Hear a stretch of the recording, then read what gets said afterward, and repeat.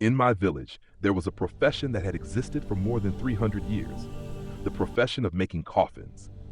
But my great-grandfather left behind a forbidden rule.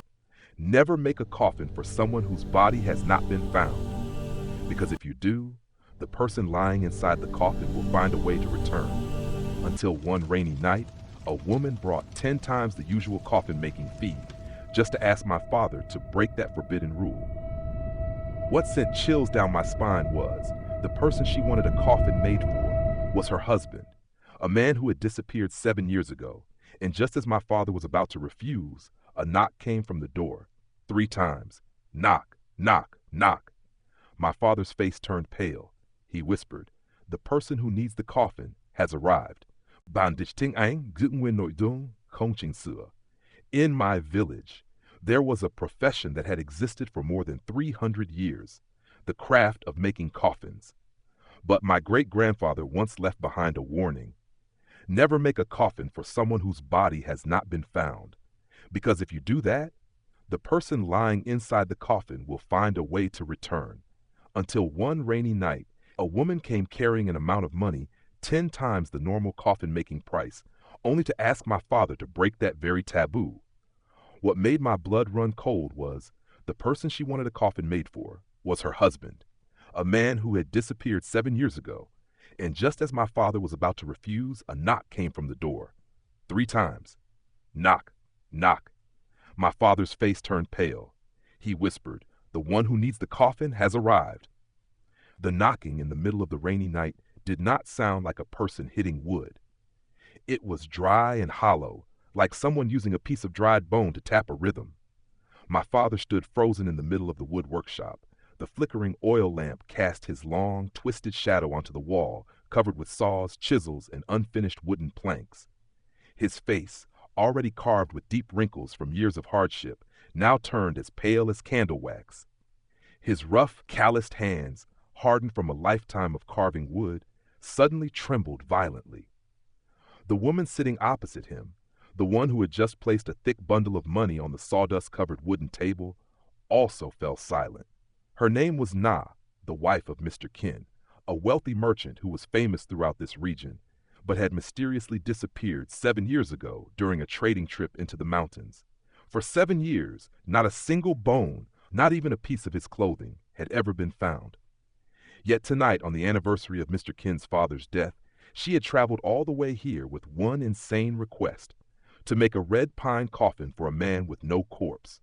Knock, knock, knock. The 3 knocks echoed again, steady, neither fast nor slow, cutting through the roar of the rain outside the porch. "Father?" I swallowed hard, my voice stuck in my throat, my hand unconsciously tightening around the axe I was holding. "Someone is knocking. I'll go open it." "Stand still," my father shouted softly. His voice was hoarse but carried a level of panic I had never heard in 18 years of my life. He rushed over, one hand gripping my shoulder, the other raised, signaling Mrs. Na not to make a single sound. My father's eyes were fixed on the gap of the wooden door.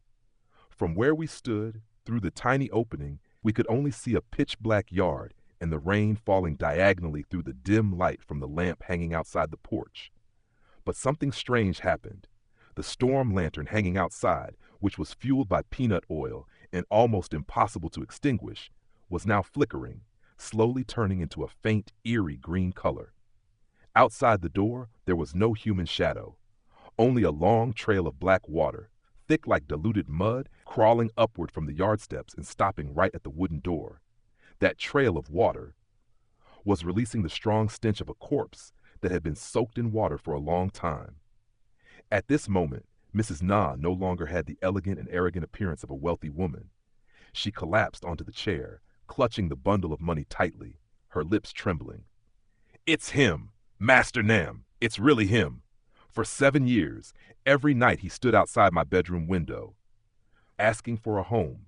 He said he was cold. He demanded that I buy him a house." "Shut up!" My father gritted his teeth, lowering his voice to the lowest possible level. "Go into the room now. Lock the door. No matter what you hear, even if you hear me calling you, do not open it." I looked at my father, my heart pounding wildly. My family's coffin-making craft had a torn old manual passed down from my great-grandfather. I had memorized every line of the ancient script inside. A coffin chooses wood, not a person. But someone who is not dead, or someone who died without a corpse, must never receive a chisel. A person without a body who has a coffin is calling a ghost into the house, opening the way for a cursed return. My father had always been a strict man who respected traditions. He had never violated this rule. So why was he saying that the person had arrived? Mrs. Na hurried into the back room. The sound of the door latch locking echoed. Inside the workshop, only my father and I remained. The knocking stopped. Instead, another sound appeared, a sharp, horrifying noise. The sound of fingernails scraping against the wooden door. The scratches dragged from top to bottom, as if something was using all its strength to cling onto the door, desperately searching for a way inside. Nam! My father turned toward me. His eyes showed determination, mixed with absolute despair. Get me the black ink mixed with rooster blood under your great-grandfather's altar. Quickly! I didn't dare hesitate. I rushed into the ancestral altar room. The room was completely dark. The smell of incense mixed with the scent of rotten wood created a suffocating atmosphere. I knelt down, reaching my hand under the altar table, searching blindly until my fingers touched a cold ceramic jar. Just as my hand touched the jar, from behind the curtain covering my great-grandfather's memorial tablet, a long sigh came. Ah! I jumped in fear. Goosebumps spread across my entire body. That voice was hoarse and weak, exactly like my great-grandfather's voice before he passed away 10 years ago. But I had no time to think. I grabbed the ceramic jar and rushed back into the workshop. At that moment, my father was already holding a sharp chisel. He did not open the door. Instead, he knelt down in front of it and used the chisel to pry open a small wooden plank at the very bottom corner, where the black water was leaking through the gap. "What are you doing, Father?" I whispered as I handed him the ink jar. My father did not answer. He dipped his finger into the thick black liquid that smelled strongly of rooster blood, then quickly drew a strange symbol across the flowing water. The moment the final stroke was completed, the black water suddenly boiled violently, releasing a stream of dark smoke with a burning smell. From outside the door came a terrifying scream. It did not sound human. It was a mixture of a wild cat being slaughtered and the wind screaming through a mountain valley. Then, a tremendous force slammed into the door. Bang! The thick wooden door shook violently. The iron latch creaked. "It wants to get in!" "Father, the door is about to break!" I screamed and rushed forward, pressing my entire body against the door. The sensation coming from the other side made my blood run cold. It was not a human body made of flesh and bone pushing against me. It was a block of freezing air, hard as stone, carrying an unimaginable force. My father suddenly stood up. He stared at the bundle of money Mrs. Na had left on the table. A bitter, painful smile appeared on his face. "Karma! This really is karma!" he muttered. Then he looked at me, his eyes filled with terrifying determination. "Nam, listen carefully. If I don't make it through tonight, burn this workshop immediately. Do not keep a single piece of wood. And remember, leave this village. Never come back." "What are you talking about, Father?" My father did not answer. He walked toward the workbench and picked up the heavy hammer used for sealing coffin nails. He stood firmly before the door. His voice thundered, overpowering the sound of thunder outside. Souls wandering in all directions, bodies returned to dust. A homeless spirit without a resting place. Why do you dare come to a coffin maker's shop? If you want a coffin, step over my corpse first. Then, my father suddenly pushed me backward. With one hand, he pulled open the door latch. With the other, he raised the heavy hammer. He kicked the door open and charged directly into the darkness outside. "Father!" I crawled up and rushed after him. But the moment my foot touched the doorway, a powerful gust of wind slammed into me, throwing me backward into the workshop. The door slammed shut. The iron latch automatically dropped into place, as if an invisible hand had locked it from the outside. I desperately pounded on the door, using all my strength to call for my father. But the only answers were the pouring rain and the sound of the hammer striking against something outside, along with terrifying screams and tearing noises. The battle outside lasted about 5 minutes. Then suddenly, everything stopped. The world fell into a horrifying silence. The rain seemed to weaken. Only the sound of water dripping from the porch remained. Drip, drip. I pressed my ear against the door. My heart was pounding. Father? Father? No answer. I trembled as I used a small chisel to pry open the gap in the door that my father had not finished sealing. Through the narrow opening, I looked outside. The rain had stopped. The faint moonlight broke through the dark clouds, casting a pale glow over my yard. On the muddy ground, my father lay motionless. He was lying on his back, both hands still gripping the heavy hammer, his eyes wide open staring at the sky. But what terrified me so much that I could barely breathe was not my father's body. It was what was happening around him. From the four corners of the yard, four enormous figures, completely black like they were made from mud, slowly crawled toward my father's corpse. Their faces had no eyes or noses, only huge, hollow mouths. They were not eating him. They were lifting his body together, placing him on their shoulders like carrying a sedan chair. And then, from the darkness of the bamboo grove at the end of the alley, a fifth figure slowly walked out. The figure wore luxurious clothing, but it was rotten, torn, covered with moss and mud. Half of his face had been eaten away by fish, revealing a white jawbone. But the remaining half, I could still recognize it. It was Mr. Ken, the man who disappeared 7 years ago. Mr. Ken looked toward the workshop door where I was hiding. The rotten mouth slowly stretched open into a horrifying smile. He raised a decayed finger, pointed directly at me, and moved his lips. Although I couldn't hear the sound, I could completely understand what he was saying. Your turn. Immediately after that, the four black figures carrying my father's body rushed into the darkness and disappeared behind the bamboo grove. I collapsed onto the wooden floor, my entire body freezing. My father was gone. His corpse had been taken away by things that were not human. Just as I was drowning in complete panic, the sound of the bedroom latch moving came from behind me. Click. Mrs. Na stepped out. Her face no longer showed any fear. Instead, it was calm and cold. She walked past me, picked up the bundle of money from the table, then looked at me with pity. Master Nam is dead. So now, you are the heir of this workshop, aren't you? I glared at her. What are you talking about? Your husband. What was that thing outside? Why did you harm my father? Mrs. Na smiled faintly, a mysterious smile. I didn't harm him. He brought this upon himself. I warned him already. With you, my husband needs a home to return to. If your father refuses to build one, then he will find the materials himself. She stepped closer and whispered into my ear. Her breath was cold as ice. Do you know why my husband chose this workshop?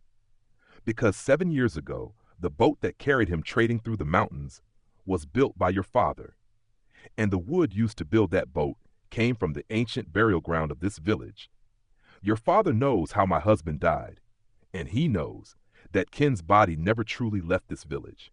After saying that, Mrs. Na turned around and walked straight out the door, disappearing into the darkness of the night, leaving me alone with chaos and overwhelming fear. My father had hidden a shocking secret about Mr. Ken. His body had never left the village. I looked around the empty workshop. The smell of rooster blood and rotten wood seemed to tighten around my throat. At that moment, I suddenly remembered my father's warning. Burn this workshop immediately. Leave this village. I grabbed a bottle of peanut oil, intending to pour it everywhere and set the place on fire. But just as I reached the corner of the workshop, where the red pine coffin my father had been making for another villager was placed unfinished, I suddenly froze. This coffin had already been closed and was supposed to be nailed shut tomorrow morning. But now, the lid had shifted aside, revealing a dark opening inside. From within, something moved. Rustle, rustle. Holding the oil lamp, I slowly approached and shone the light inside the empty coffin. There was no corpse, but there was something that made my heart almost stop. It was a familiar coat, the rough indigo cloth jacket my father wore every day while working. On the jacket, blood was still fresh, dripping slowly, staining the entire inside of the coffin red. And beside the coat, there was a line written in blood. The handwriting was messy, but clearly belonged to my father. Do not trust the living. Just as I was frozen, staring at the bloody words, a familiar hoarse voice suddenly whispered right behind me, close to my neck. Nam, save father. My body went completely stiff. That voice came from directly behind me, slowly, Very slowly, I turned around. Under the dim oil lamp, my father was standing there. He was wearing clothes soaked from the rain. His hair was hanging down messily. His face was perfectly intact. No wounds. He looked at me with desperate eyes, raising both hands as if trying to embrace me. But if my father was standing here, alive and unharmed, then who was the corpse I'd just seen being carried away by the four black figures outside? And the blood-soaked coat and warning written inside the coffin? Who left them? The person standing in front of me? Was he really my father, or was it something else wearing his face? I stood frozen in place. Cold sweat mixed with the chill of the rainy night rolled down my back, soaking my shirt. The oil lamp in my hand trembled, causing the shadow of the man who claimed to be my father to stretch across the wooden wall, growing larger and shrinking smaller like a monster twisting its body. "Father," I whispered, my voice trembling. My feet instinctively stepped backward until my back pressed against the red pine coffin behind me. "Nam, what's wrong? It's me, your father. Help me quickly. It's freezing outside." The man took a step forward. His footsteps made no sound at all on the damp wooden floor of the workshop. But what made my blood run cold were the drops of rainwater falling from his clothes. They were not clear. They were black, thick, and viscous. The bloody warning my father had left inside the coffin still appeared vividly in my mind. Don't trust the living. The living? Or the dead? What exactly was the thing standing in front of me? I tightened my grip around the wooden chisel hidden behind my back, trying to keep my voice steady. "Father, I saw you being carried away by those things earlier. How did you get back inside?" "I escaped," he smiled. That smile stretched unnaturally wide, reaching almost to his ears. His facial muscles looked stiff, like a fake layer of skin being pulled apart. "Those things outside couldn't catch me. Hurry, give me the black ink. We need to seal this workshop." As he spoke, he reached out his hand, intending to grab my shoulder. The moment his 5 fingers touched my chest, a wave of icy cold shot straight through my heart. And then I noticed something terrifying. My father had always had a large scar on his index finger. It was left from an accident when he was 15 years old. But the hand in front of me now was smooth, pale, and completely free of any scar. "You're not my father!" I screamed. With all my strength, I drove the wooden chisel straight into his chest. Thud! The chisel sank deep, but no blood came out. From the wound oozed only a black, foul-smelling liquid, like rotten mud dredged from the bottom of a sewer. The creature wearing my father's face froze. The smile disappeared from its lips. Slowly, it lowered its head and looked at the chisel buried in its chest. Then it raised its face toward me. Its eyes had turned completely black. There was no white left. Such a pity. Its voice changed. It was no longer my father's hoarse voice. Instead, it sounded like the scraping of 2 pieces of rotten wood rubbing against each other. "I almost fooled you." Immediately, the body in front of me began to collapse. The skin sagged and melted away, turning into a pile of wet, filthy mud that fell onto the floor. A terrible stench filled the workshop. I coughed violently and stepped backward, intending to run toward the main door. But the moment I turned around, I almost collapsed in terror. The main entrance of the workshop had been completely blocked. The 4 tall figures made of black mud, the same creatures I had seen carrying my father's body outside, were standing there. And standing among them was Mrs. Na. She had never left. In her hand was a small bronze bell. She gently shook it. Cling, cling. The dry, hollow sound echoed through the wooden workshop. "I told you already, Nam." Mrs. Na looked at me with eyes as cold as ice. "Your husband's body has never left this village. His soul needs a proper home. My father refused to make a red pine coffin from the ancient grave, so I had no choice but to use the flesh and bones of a coffin maker instead."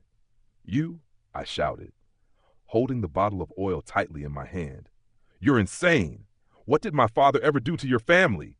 Mrs. Na laughed softly. Her laughter was sharp and terrifying. "What did he do? 7 years ago, your father was the one who suggested that my husband excavate the ancient grave at Goma to take the 1,000-year-old red pine wood and sell it. But your father became greedy. He wanted to keep the treasure in the tomb for himself, so he secretly played curse on the wooden boat, causing my husband to drown in the underground river. For 7 years, my husband was trapped beneath that freezing river. And your father lived peacefully, making coffins every day, trying to repay his sins. You still think your father was an innocent man?" Her words struck me like lightning. My father, the man who had spent his entire life quietly carving wood, had he really hidden a bloody past? "Don't trust the living." The words written in blood suddenly flashed through my mind.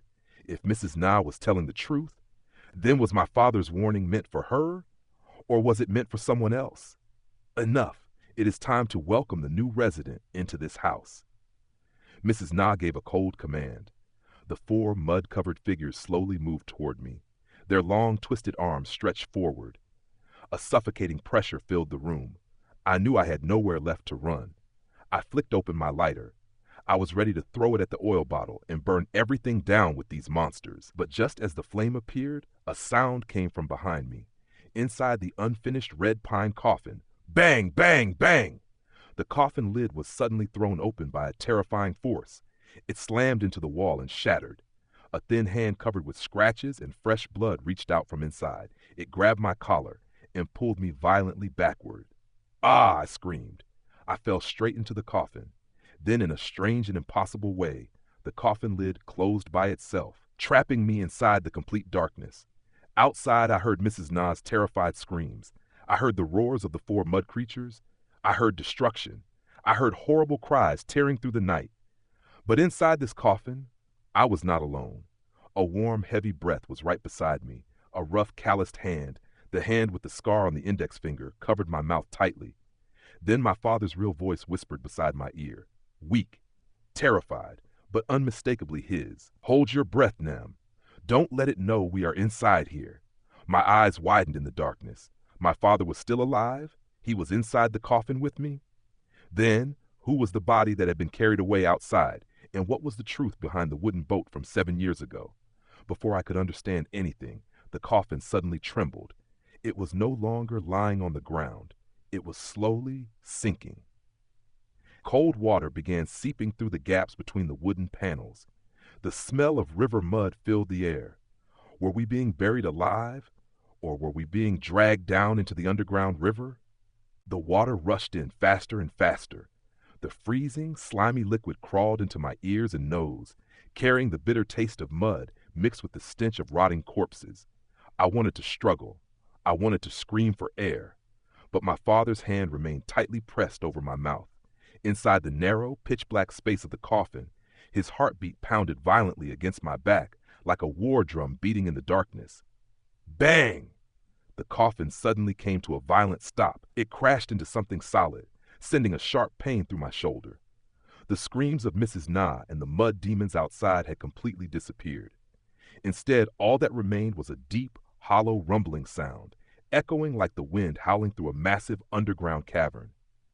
Only then did my father's hand slowly release my mouth. He coughed violently, his voice weak and trembling beside my ear. "Get out! Hurry! We don't have much time left." My father used every ounce of strength he had left and pushed hard against the coffin lid with his shoulder. I immediately pressed both hands against it, helping him. Crack! The red pine coffin lid suddenly broke open.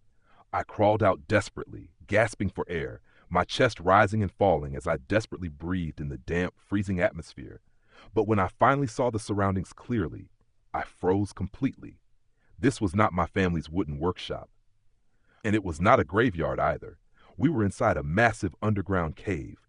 Countless sharp stalactites hung from the ceiling, resembling the teeth of some ancient monster. Below my feet was not solid ground. Instead, there was a black underground river flowing violently, releasing a thick, disgusting smell of decay.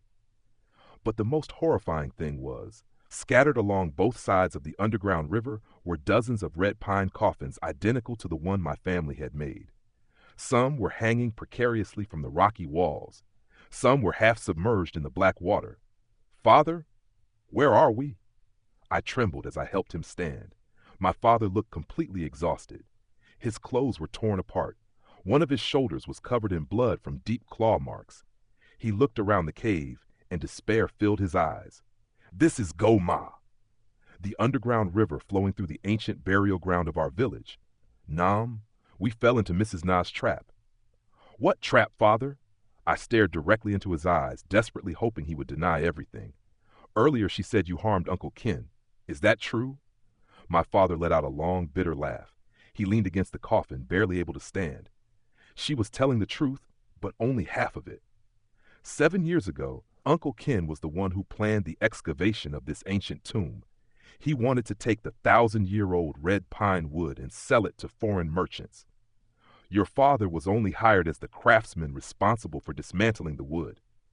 But when we broke into the main tomb, we discovered a terrible secret. These red pine coffins were not made to bury the dead. They were made to imprison something. My father coughed violently. A mouthful of black blood spilled from his lips. He continued urgently.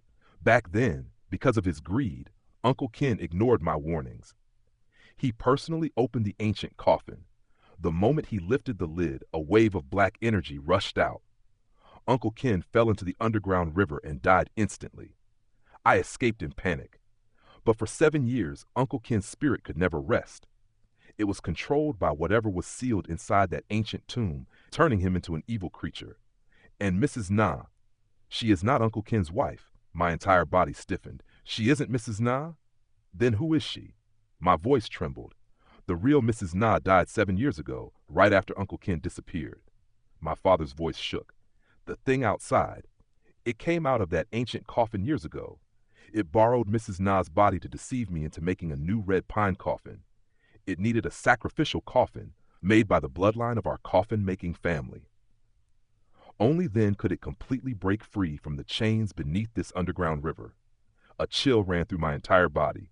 So from beginning to end, everything had been a trap designed to lure my father and me here. Splash! A sudden sound of water interrupted us. From the black underground river below, pale, thin arms slowly emerged. Not two. Hundreds. Rotting hands gripped the rocky shore and began crawling upward. They were the corpses that had drowned in this underground river for generations. Their empty eyes stared at us. Their mouths opened wide as they reached toward father and me. Run! My father shouted. Climb higher! He pushed me forward. The two of us desperately grabbed onto cracks in the stone walls and climbed upward. Behind us came the sounds of scratching, the cracking of bones, the horrifying movements of the corpses chasing after us. The freezing air rising from the river felt like it wanted to freeze every movement in my body. After a desperate struggle, we finally reached a wide stone platform about 10 meters above the water. Ahead of us was a narrow, pitch-black passage. Cold air blew from inside, a sign that it might lead to the surface. There is an exit, Father. I turned around happily and grabbed his hand. But the moment my fingers touched his, a terrifying realization struck me. This hand was smooth, pale, and completely missing the scar on the index finger. I froze. My mind exploded. Slowly, I turned around and stared at the man claiming to be my father, under the faint light of glowing fungus growing on the cave walls. He looked at me, with a smile stretching all the way to his ears. He slowly raised his left hand. The index finger was completely intact. Nam? His voice suddenly changed. It became Mrs. Na's mocking laughter. You forgot, didn't you? Your father lost his right index finger in an accident when he was 15. The hand with the large scar inside the coffin earlier. That was his real hand. I stumbled backward in horror. My eyes turned toward the underground river below. Among the countless corpses crawling up the cliff, there was a body wearing rough indigo cloth. It was looking up at me. His face was covered in blood, his eyes wide open with anger and pain. That was my real father. The creature had broken his scarred finger, then switched places with him inside the coffin as it sank into the water. The one who had been beside me all this time was a demon wearing my father's face. Thank you for bringing me to the perfect sacrifice location. The fake father stepped closer. His face began cracking apart. Gray scales appeared beneath his skin. Just as the creature was about to attack me, from the darkness of the narrow passage behind me, a slow set of footsteps emerged. Knock, knock, knock. The dry sound of wooden sandals echoed across the stone floor. A tall figure appeared beneath the dim light. He wore luxurious clothes, but they were rotten and covered with decay. It was Uncle Ken, but he did not attack me. Instead, he suddenly raised a large rusted axe and struck downward. The axe split the fake father's body in half. A horrifying scream echoed throughout the cave. The fake father transformed into a cloud of black smoke, then disappeared. I collapsed to the ground in fear. I stared at Uncle Ken, the man who had disappeared 7 years ago. Half of his face was torn apart. His eyes glowed red as he stared at me. Then he threw the rusted axe down at my feet. His voice sounded like a broken drum. To save your father, and to escape this place alive, use this axe, cut off my head. I stared in shock at the rusted axe lying at my feet, then looked up at half of Uncle Ken's torn and decayed face. Cut off your head, I stammered. Do it! Hurry! Uncle Ken growled. His voice was filled with pain, as if he was struggling against an invisible force trying to control his body. That woman, the fake Mrs. Na. She is using your father's blood to complete the resurrection ritual beneath the river. I can only suppress that thing for a few more minutes with the last bit of my remaining consciousness. My head is the seal. Cut it off, and the chains beneath the river will break. The corpses will finally return to their graves. From the underground river below, my father's desperate screams suddenly echoed. I looked down. His body was being wrapped tightly by black chains rising from the bottom of the water, slowly dragging him deeper into the freezing river. Around him, hundreds of corpses were desperately clawing at him. There was no time left, no time for hesitation, no time for fear. If I did nothing, both my father and I would remain trapped forever in this dark underground cave. I gritted my teeth. I bent down and lifted the heavy rusted axe. My entire body trembled violently, but my eyes remained fixed on Uncle Ken's thin neck. Thank you, he whispered, son of the coffin-making family. Then he closed his eyes. I screamed with all my strength. Gathering every ounce of power in my body, I swung the axe. The blade cut across Uncle Ken's neck. Slash, his head fell. It rolled down the rocky ground and dropped into the black underground river below. The moment his head touched the water, a bright red light suddenly erupted from beneath the river. A deafening explosion shook the entire cave. The ground trembled violently. The black chains binding my father suddenly snapped. Slash! They dissolved into clouds of dark smoke. The rotten corpses surrounding him let out horrifying screams. Their bodies broke apart, transforming into harmless pieces of mud before sinking into the depths of the river. I threw away the axe. Without caring about the danger, I rushed down the cliff and jumped straight into the freezing water. Using every bit of strength I had left, I swam toward my father and pulled his exhausted body onto the gravel shore beside the underground river. Father! Father, wake up! I screamed while repeatedly pressing against his chest. After several violent coughs, my father finally spat out a mouthful of black water. Slowly, he opened his eyes. When he saw me, tears filled his eyes. His trembling right hand, the hand missing the index finger, reached up and touched my hair. Nam! You did it! The two of us supported each other as we followed the narrow passage. Eventually, we escaped the underground cave. The first rays of sunlight appeared through the bamboo forest, warming our two soaked and freezing bodies. After that horrifying night, my father and I immediately packed everything. Following my great-grandfather's final warning, we set fire to the entire wooden workshop. Then we quietly left the village where our family had lived for 300 years. We never returned. The story of the coffin maker who carried the sins of the past ended in the flames that consumed the old workshop. 1 year later, in a small coastal town completely unfamiliar to us, my father and I opened a small woodworking shop. We only made ordinary furniture, tables, chairs, beds, cabinets. A peaceful life slowly returned, as if that nightmare had never happened, until one stormy night, thunder exploded across the sky, lightning tore through the darkness, exactly like the night 1 year before. I was cleaning piles of wood shavings inside the workshop when I heard knocking from outside the porch. Knock, knock, knock. 3 dry, hollow knocks echoed through the heavy rain. My heart suddenly stopped for a moment. Slowly, I stood up. My hand instinctively tightened around a wooden chisel. I walked step by step toward the front door. Then I carefully opened a small gap and looked outside. Under the porch stood a woman wearing a black raincoat. Her back was facing me. "Who is it?" I asked. My voice trembled. The woman slowly turned around. Under the flash of lightning across the night sky, her face became completely visible. It was Mrs. Na. She smiled at me, a smile stretching unknighed across her face. Then she spoke in a cold, hoarse voice. Nam, I came to collect the red pine coffin your father owed me 1 year ago. At that moment, from inside the house came the hurried footsteps of my father. But as I looked at his silhouette beneath the dim oil lamp, I noticed something, a detail that made my entire body turn cold.